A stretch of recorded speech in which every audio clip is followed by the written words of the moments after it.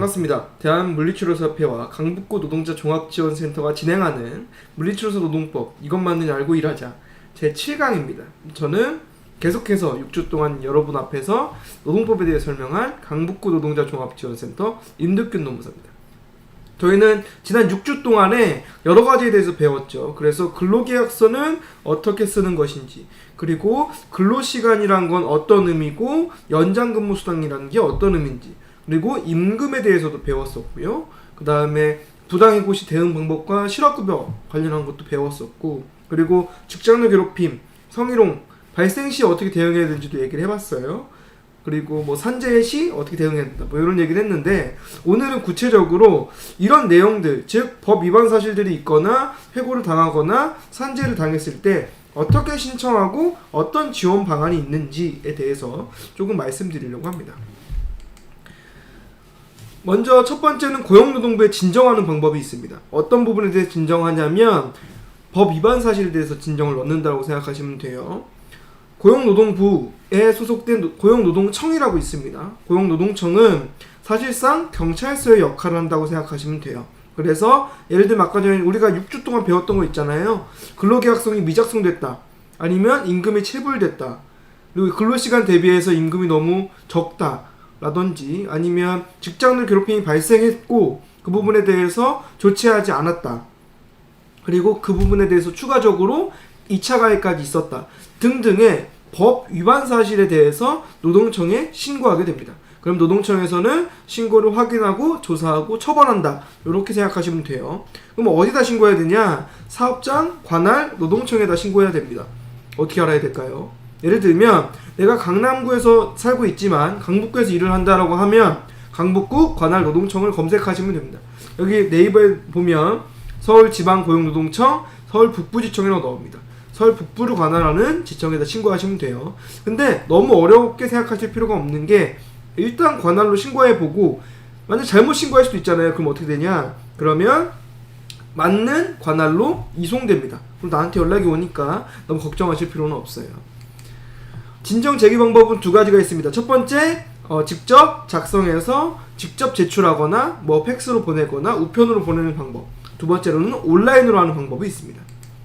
진정서를 이렇게 작성하게 되는데, 뭐 저희 그 강북구 노동자 종합지원센터 블로그에 오시면 진정서 양식, 부당해고 구제 신청서 양식, 그 산업재 요양급여 신청서 양식을 좀 올려놨어요. 그래서 다운받아서 작성하시면 되고요. 진정서에 먼저 본인에 대한 정보를 입력하시면 돼요. 그 다음에 내가 일했던 병원에 대한 정보를 입력해야 되는데, 중요한 건 뭐냐면 여기 주민등록 번호 쓰라고 합니다.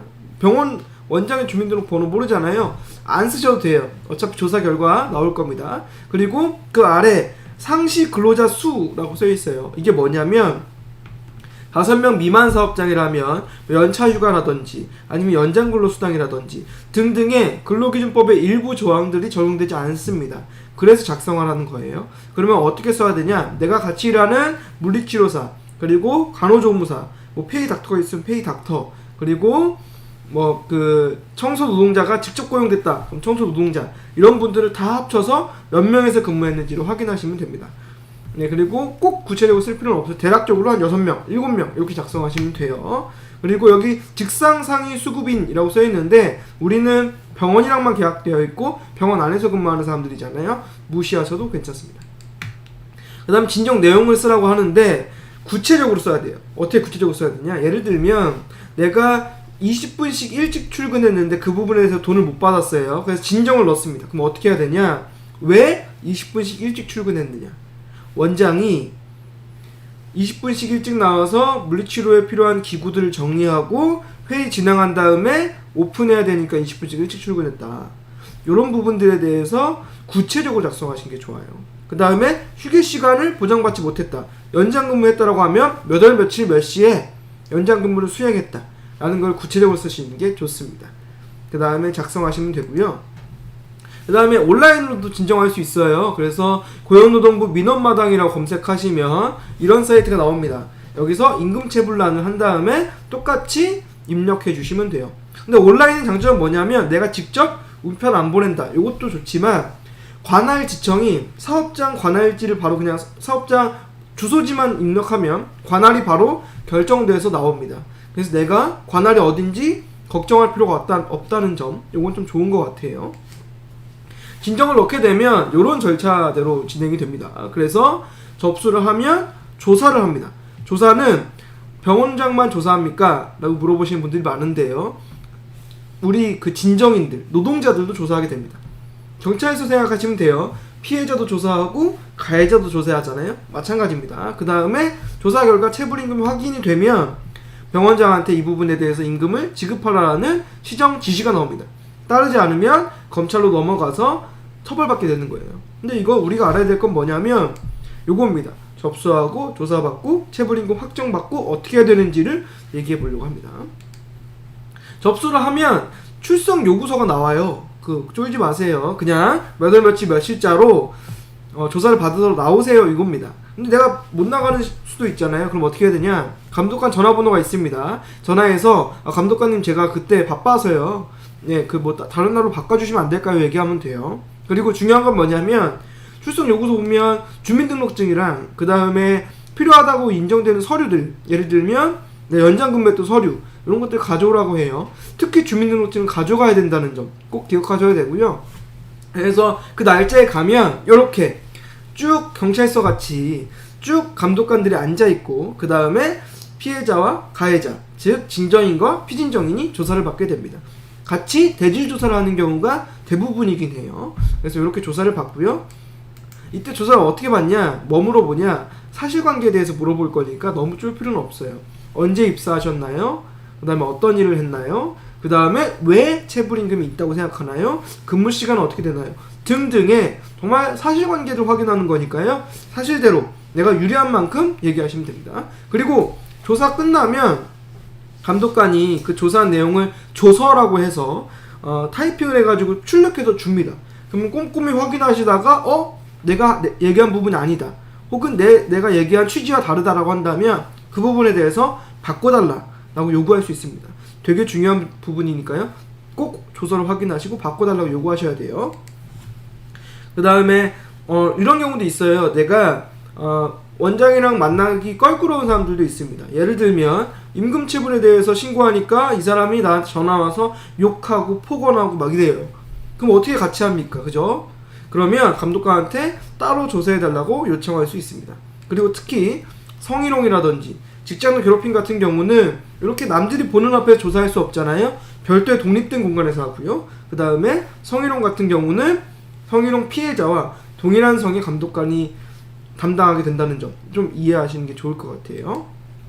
그럼 조사가 끝난 다음에 체불임금이 나왔어요. 그럼 아까 전에 말한 대로 감독관은 원장한테 시정 지시가 나옵니다. 그 다음에 형사처벌로 넘어가는데 우린 가만히 있어야 되냐? 아닙니다. 민사적으로 별도로 진행을 해야 돼요. 왜냐? 쉽게 생각하면 경찰서 한번 생각해 봅시다. 우리가 사기를 당했어요. 사기죄를 신고했습니다. 사기범 잡혀서 이 사람 감옥 간대요. 와, 끝났다. 아닙니다. 왜냐면 돈을 못 받았잖아요. 돈을 경찰서에다 신고할 수 있냐? 아닙니다. 별도로 민사소송을 해야 돼요. 근데 어렵잖아요. 노동청 같은 경우 노동청도 힘든데 민사소송까지 하라고? 너무 힘들잖아요. 그래서 어떤 게 있냐? 첫 번째, 감독관이 체불임금 확인원을 떼줄 수 있습니다. 의무예요. 그래서 우리는 민사소송이라든지 여러가지 법률구조공단 뒤에서 얘기할 이런 부분에 제출할 체불임금 확인원을 떼달라고 요청할 수 있고요. 체불임금 확인원을 가지고 대한법률구조공단이라고 있습니다. 가서 무료로 변호사 지원을 받을 수 있습니다. 대신 월급 400만원 미만, 대부분의 노동자들이 혜택을 받을 수 있다고 생각하시면 돼요. 저도 400만원 미만입니다. 이렇게 하시면 되고, 그 다음에 또 민사소송은 오래 걸리잖아요. 그래서 어떤 제도가 있냐면 소액 대지급금, 소액 체당금 제도가 있습니다. 원래는 그러니까 이게 제도의 취지가 뭐냐면, 자, 민사소송이 확정되거나 혹은 이후에 체불임금 확인원이 나와서 고용노동부에서 체불임금 확정됐을 때 국가에서 먼저 돈을 줄게. 그리고 차후에 회사한테 병원한테 징수하면 되잖아. 이런 느낌입니다. 그래서 국가에서 먼저 주는 제도가 있다고 생각하시면 돼요. 그럼 소액 퇴직금은 언제 누가 신청할 수 있냐? 6개월 이상 운영된 병원에서 퇴직 후 2년 이내에, 그 다음에 민사소송 그리고 고용노동부에 갔을 때 나온 후 1년 내에 신청해야 됩니다. 이거 좀 기억하시면 좋을 것 같고요. 예전에는 2021년 10월 이전에는 민사소송까지 다 한 다음에 그래도 안 주면 소액 대지급, 소액 최대한금을 신청할 수 있었어요. 근데 너무 오래 걸리잖아요. 그래서 법이 개정됐습니다. 법이 개정된 게 체불임금 확정되면, 고용노동청에서 확정되면 소액 대지급 신청할 수 있다라는 거예요. 소액 대지급 어느 한도까지 나오냐면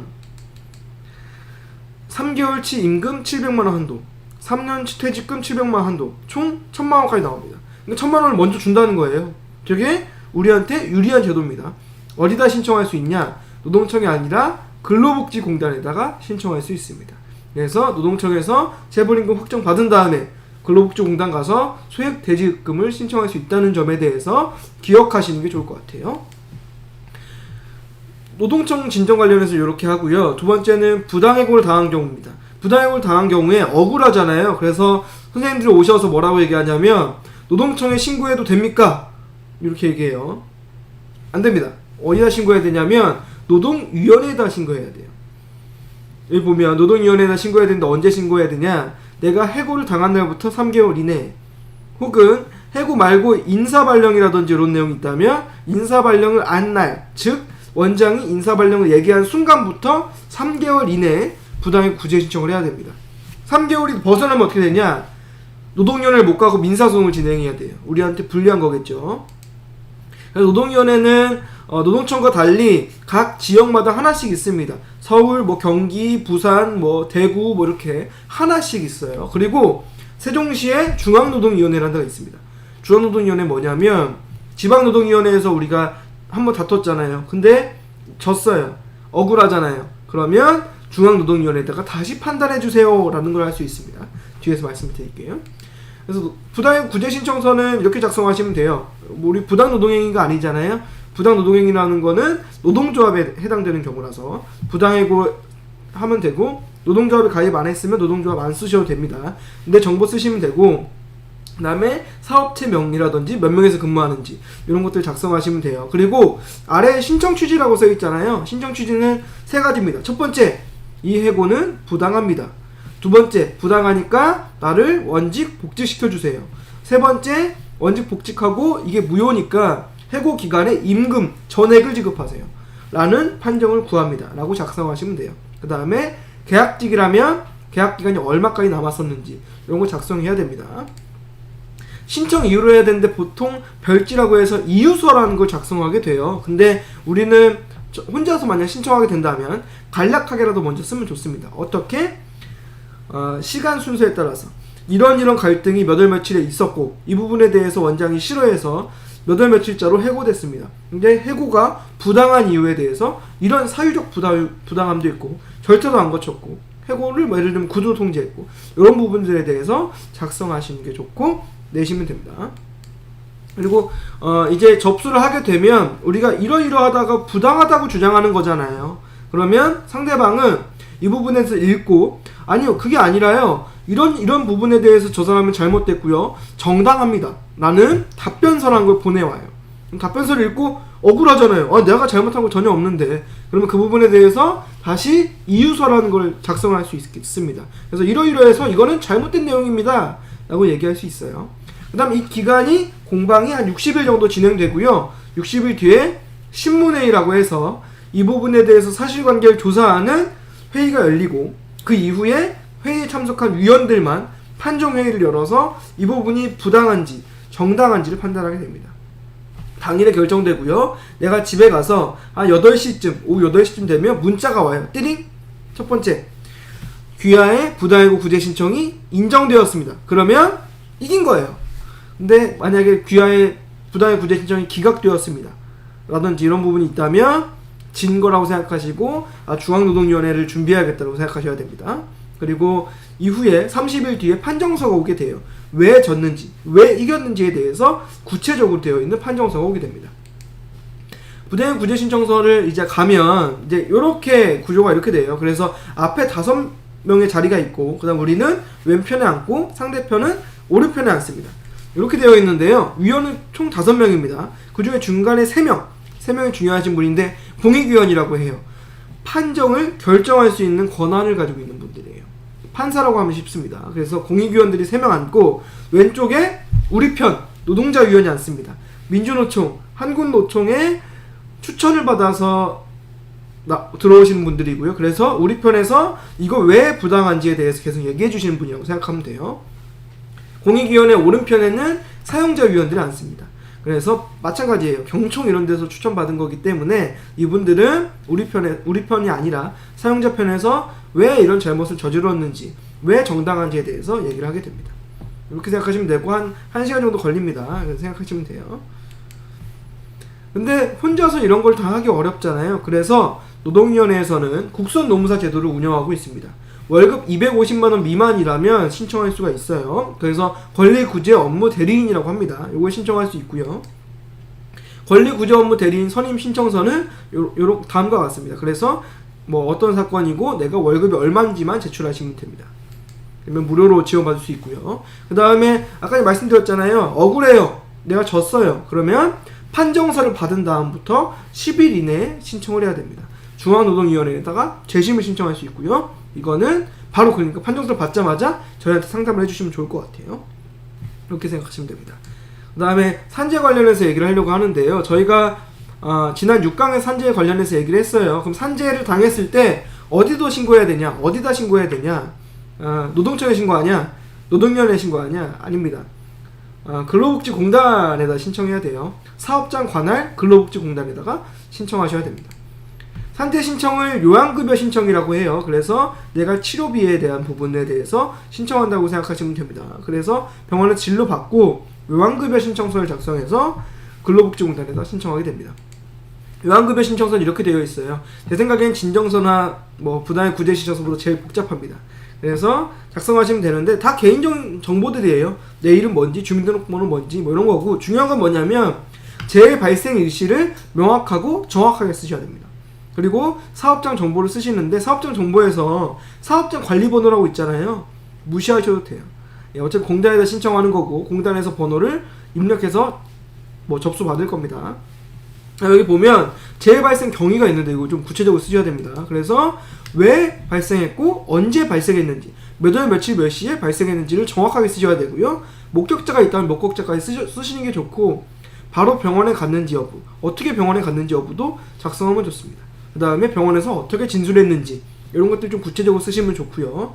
작성하신 다음에 아래 보면 다른 보상을 받았는지 여부를 쓰게 되어 있어요. 그래서 다른 예를 들면 실비보험을 했다, 아니면 회사로부터 돈을 받았다, 이런 부분을 사실대로 쓰시는 게 좋습니다.